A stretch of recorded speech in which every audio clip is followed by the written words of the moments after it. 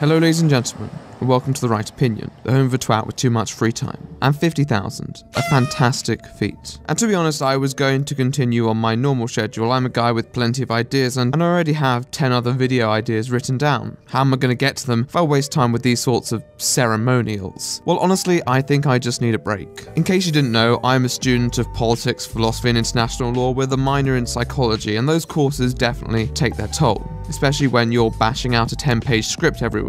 It's about time management, and so having a script that I can hopefully handle more efficiently this week will give me less stress, because a huge part of scripting is also research and watching through these videos to see what sort of spicy takes we can formulate on these topics. I have a Twitter, @TheRightOpinion, and on that Twitter I put out a tweet asking for questions for that video. If you don't have a Twitter, I apologise. Next time I'll put it on my community tab as well, so you can all pose questions, though I'm not sure when I'll do something like this next. The Q&A is going to be done in an interesting way. As I received over 200 questions, there will be some that I won't be able to respond to, especially more memey ones. However, I will be cataloguing the questions into a general topic and will just walk through them, hopefully addressing various questions and knocking them out of the park in a fairly efficient manner. There's a lot to discuss, and I don't know how long this will take, but there are a few things that I want to get out of the way that I'd normally put at the end. However, as it's a special occasion, we'll run with a special structure.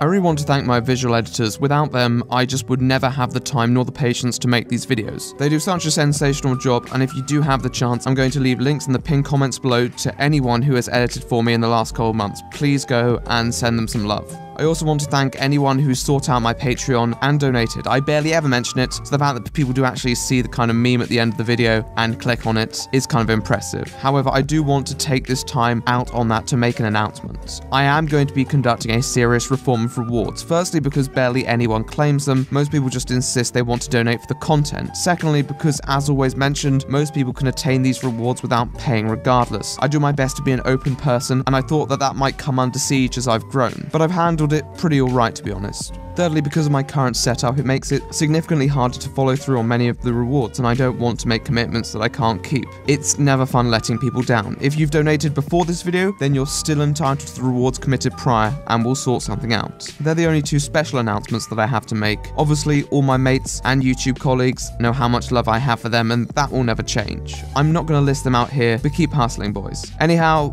with the pleasantries out the way, I want to cut into the crux of this video, because there is a lot to discuss, a lot of things about me to discuss. I had a lot of questions on my identity, either from people who wanted to know more about me or people who were just confused that I'd appeared on their timeline. My name is James. I'm a British individual enrolled in a Dutch university, currently studying in America, South Carolina to be exact, though I do have to return to the Netherlands to complete my degree. I don't know where I'll go after that, probably to London and then eventually, hopefully back to the US. In real life, I dress like most people dress, with clothes. I do not seek to wear formal attire. In the South Carolina environment, that would be rather foolish, although I have seen a couple people wearing black blazers and do wonder if they're alright. A lot of people question the legitimacy of my accent, but I promise you it is completely who I am.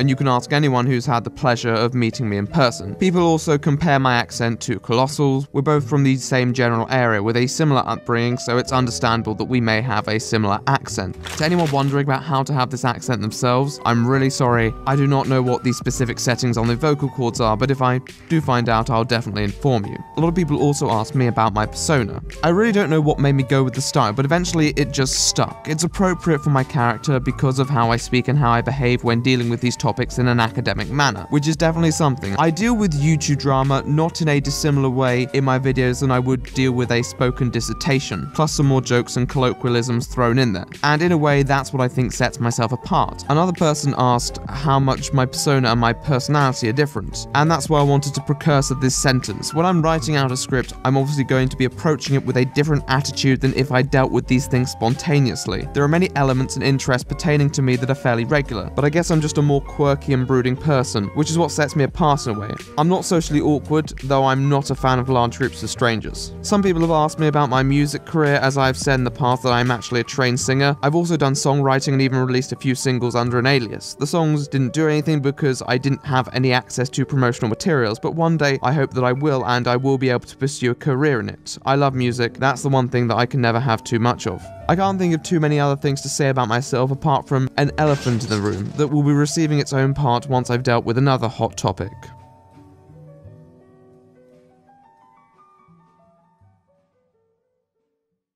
Let me make one thing clear, this is my first proper channel. I have not had any projects prior to this one. I used to make political content. I think most people know that. I still integrate levels of political logic into my videos, but I do not comment on specific political events often unless I really do have a strong feeling. There are many reasons to that, and given that some people were here while I was still covering those topics, I thought I'd explain. Politically, I'm left-wing. I'm not really left-wing, but I'm left-wing. Now, that has been the case for years, since the inception of my YouTube channel. And when I first started up, my channel bashed a lot of politicians of the British Conservative Party and dealt with issues that were extremely niche in a way. Now, I've gone to 3 universities. I won't say too much else, but the first university was not good, and there were a fair few people who were the sort of stereotype that you see in the sort of cringe compilations that were the rage on YouTuber. I had a situation where I received verbal abuse. It's the sort of thing where you just react. You see these people who are such a piss take of everything that you want to stand for, and you see them running things that you even might believe in into the ground. And it pissed me off. I made a set of videos based off that reaction. And so to the people who asked me if there was a specific video I regret or dislike the most, no. But there are videos that I certainly don't feel the same way about now, and were made on a whim of emotions. Feelings that felt justified at the time, but really could have used a second voice to ask me if I really wanted to upload that content. How helpful is that to the conversation? If you want to watch my old videos, then be my guest. At the end of the day, arguments don't have an identity. But if you want to know if I still endorse those beliefs, it might be best to speak to me personally. I left political content for a load of reasons. Partly because I wanted some more time to find myself on the political spectrum. A lot of my views are still evolving, and I definitely took the plunge very early originally. Political YouTube was also going in a direction that seemed very questionable. You were either with them or against them. I'd started to grow tired of the rhetoric employed by a lot of creators, and it began to show. After a run-in with fanboys over Tom MacDonald's White Boy, a song that I still personally think is really bad, I decided that I needed to reevaluate what I wanted to do with my channel. Generally, I don't like to say that someone is bad from their opinion. I want to make content that I can have fun doing. I just didn't receive that pleasure from continuing down the route I was taking. It was toxic. It was very toxic. That won't mean I won't address political things in the future, but they won't be the center of the video. I want to be the best I can be, and I think that results from a level of information, and I don't think anyone's really nailed it yet. Even though there are some creators that I do respect in what they're doing, there is none that I do not find fault with. On top of this, there are a lot of reactionaries and people with pre-aligned agendas.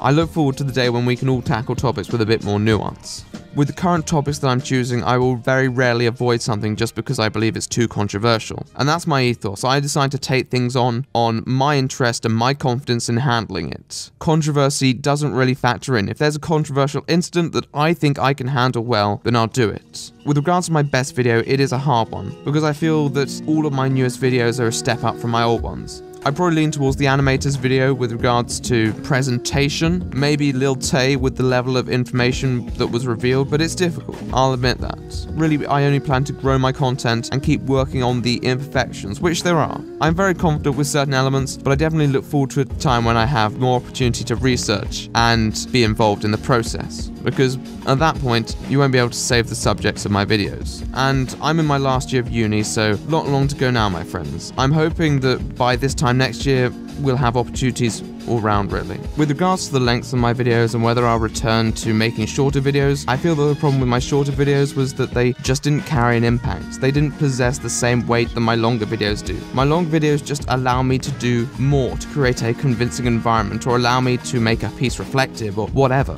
I want people to have a reason to watch my videos. I feel that was lacking in my older content. A lot of people also asked me what inspired me to originally create content, and honestly, although I was vaguely familiar with many YouTubers who I did greatly enjoy, the main reason was boredom. I was still coming from a pretty emotionally dark place of January 2016, and one of my friends had a channel where he made gaming content, and I thought that I might be able to do something with that. And I thought, well, maybe he can give me some advice. I knew that I had some talent with regards to creating scripts and such, I just wasn't technically quite there. However, at the time, Vanilla Rice, a friend of mine who I'll also link in the description below, offered to help me with editing free of charge. So I guess I should thank him, because without him the channel would never have left the ground in the first place. He's really important in my life, and I don't think I can ever deny that. It was probably also a part investment, as he assumed if I blew up I'd help him out too. And he's right about that. We'll definitely collaborate again soon. I want to do something more with my life. I wanted to go to a market that wasn't impossible to access and inspired me. YouTube did that, and I hope it doesn't go away too soon because I love it, and I love everyone who supported me through it. But what about the future? Will I ever return to politics? Will I move towards other content? I don't know if I'll ever return to hardcore politics, even if the landscape significantly changes, mainly because if I want to make my political change in the world, which I do actually care about, I think it'll be beyond YouTube. With regards to music and film and so on, yes, I will almost definitely move towards that, and I was speaking to some other popular film channels about a possible collaboration project, but I want to think of a proper spicy take before I move in on it. I love music, and it's also very possible I'll return to that. I almost did recently, but just didn't quite feel happy with the material. When it comes to my career goals, if my YouTube failed tomorrow, then my life would go on. I'm working hard beyond to try and make sure that I can support myself whatever the circumstances, because YouTube is very unpredictable. My ideal scenario is that this all takes off and in 5 years time I'm living in the commentary equivalent of Faye's house with the boys. But life is strange and sometimes things don't turn out that way. At the end of the day, I'm making content that firstly I care about and secondly my audience cares about. I do my best to strike the balance because I don't know how long this will last, but I'm glad I've had the opportunity. I really do hope I reach 100k. When people ask me how I stay motivated in these scenarios, my reply is really, I just think about how good the finished product will be. I never want to miss an opportunity, and even though it might not feel like high stakes at the time, you don't know what you may be passing up on. Another big question I receive about my channel is my name. Why The Right Opinion? I genuinely can't remember the backstory behind it. I think it was a fairly spontaneous decision, and it's not something that was given too much thought at the time. Honestly, I'm really bad with names typically, and so the fact that it just popped into my head, I've never had a second thought about it. You know, you just gotta take all you can get in those positions. It is of course ironic, and when people attack me over it, it is quite amusing. As for my opinions on other content, I do like to take the idea that content is generally quite subjective. However, there is definitely a worrying level of low effort culture, clickbait over content, and really, I do not care about clickbait too much if your content is worth the click. But you see some people whose videos are completely coasting on the thumbnails and the titles, and it's rather sad. Do not fear though, I'll make sure everyone gets their just desserts. With regards to what I watch, I don't really have many channels that I consider guilty pleasures. As said before, I watch a lot of review channels. Typically, my go-to channel at the moment is I Hate Everything. On top of this, I also watch a lot of my friends' channels because I want to support their content. Currently, university is really pushing time against me, and therefore I do not have the time to watch content that I do not consider necessary to my life. And I have to watch videos for research purposes anyway. I have enough to sort out. With regards to my favorite content creators, Colossal is crazy when he uploads, and Nerd City are definitely up there, especially with the level of detail that they tend to go into. With regards to smaller creators, my favorite channel under 1000 subs is Average Pixel. Trouble is, he's suffering from a bout of Colossal syndrome. I'm trying to encourage him to have another video out, but I think the lack of reception has previously made him slightly cautious. But he is a fantastic guy, and if any of you can go and show him some love, it might just motivate him. I'll leave his links in the pinned comment below. And yes, it is true, I have scrapped many videos in my time, either because I didn't think I was ready to tackle it yet, or I was mildly worried at the time whether I thought it through. But recently that concern has gone to the wind, and I've realized that sometimes you just gotta run with it. But I'd say I've scrapped around 20 videos in my time, and as mentioned earlier, I have 10 videos lined up, and probably more when I think about it. The only other question I think I received on this topic was about when I thought I'd stop growing. And honestly, you want my honest opinion? When I first started up this channel, I thought I'd stop at 3,000. So the fact that we made it to 50 is something else really. I think that sums up questions about my content. So now we have to address one of the most popular types of question. I'm an open person. I'm open about my struggles, my hardships, and things that other people may not be so forward about. There are obviously things that are off limits, but I still think if I'm open about these topics, it might help others, and that's important. I'd say around maybe 30% of my fans know this, maybe more, but yes, I am gay. I don't feel the need to make a coming out video because I'm already out pretty publicly. And at the end of the day, it doesn't factor into my content hugely. I am who I am. If it's ever necessary to bring up as a point of interest, then I shall, but I've seldom encountered the topics. I really began coming to terms with it when I was 18, so I'm a bit behind in many ways. It was weird because I was constantly used to environments where it was never really considered a possibility. I was just waiting to be attracted to females, and it never happened, which is something that does still affect me to this day. I think if I'd been able to acknowledge it, at least as a possibility earlier, it may have been easier growing into. As a person, I'm slightly fragile in that area, and I'm still trying to work myself out. A lot of people used to ask, so I put it in my Twitter bio. However, since I put it in my Twitter bio, a lot of people seem to think it's an ironic joke, probably referring to the other meaning of gay. And yes, I understand that, but I am homosexual. Got it? Good. Some people have asked me how gay I behave outside of my videos. I guess when they refer to gay, they are talking about these stereotypes and the sort of flamboyant, very camp behaviors. And I am definitely by no means masculine. I do have a bit of an exuberant personality when I choose to, but I'd say my brand is probably more subdued. So on a gay scale of 1 to 10, I'd say typically around a 4, with the mild acknowledgement that it may have a tendency to increase in situations in which I'm excited. I might make the occasional self-referential joke about it, and that's fine. I make jokes. I'm someone who enjoys a bit of banter. I think it actually makes me more comfortable with who I am, but I will not overdo it. Also, I received this very interesting question which was put forward: why do I wear a coat? Which is in reference to the time I went to Insomnia Gaming Festival and was only seen in a coat at all times. Firstly, at Insomnia, every night I did not have a good sleep, and when I'm sleep deprived I typically feel colder. And secondly, one of the more unstable things about me is my weight. It has a tendency to increase and decrease, and honestly I don't think I've been happy with it for a while. It's funny because I know that it's far from bad or anything, but the coat just makes me more comfortable in such environments. This might cause you to hypothesize it's why I hide myself from the camera. Although partly true, I'm still unaware of how to balance face cam with non-face cam. Whereas face cam works in a more casual environment with less structure, scripted content kind of contradicts that, and it's hard to do that with the camera. I don't always wear a coat, and in fact, in VidCon 2018, I had no other option but to brace the Californian heat, and I hated every single photo of me. It seems so easy to identify the little things that you want to correct about yourself. As I said, I have 1 more year in university, and then I expect to have more of an opportunity to get into shape.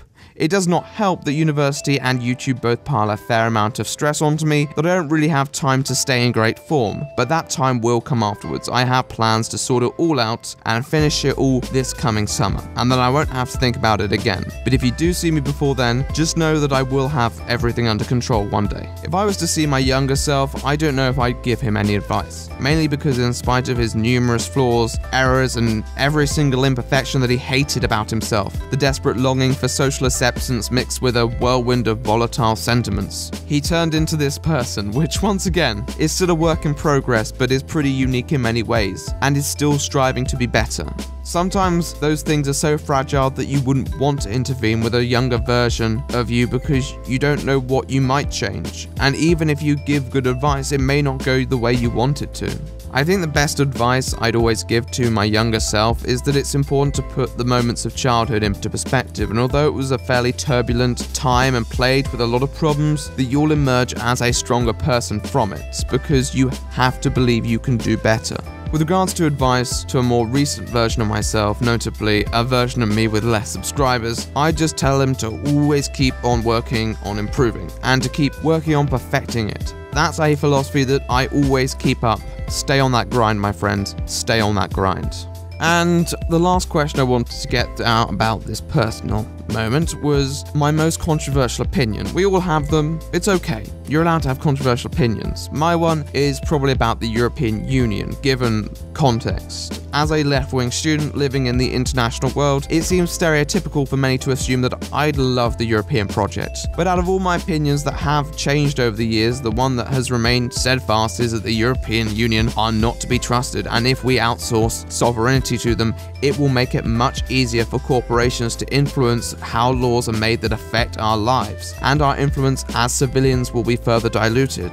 I could go on forever about how much I do detest the European Union. Does it mean I enjoy Brexit? No, far from it, but it's such a catch-22, it's one of the things that I've never really budged on, and have convinced a few people on it too. I think that's the personal questions done about me. Once again, if you have anything else you want to throw my way, then I'm always open. Let's talk about the questions that were harder to categorize.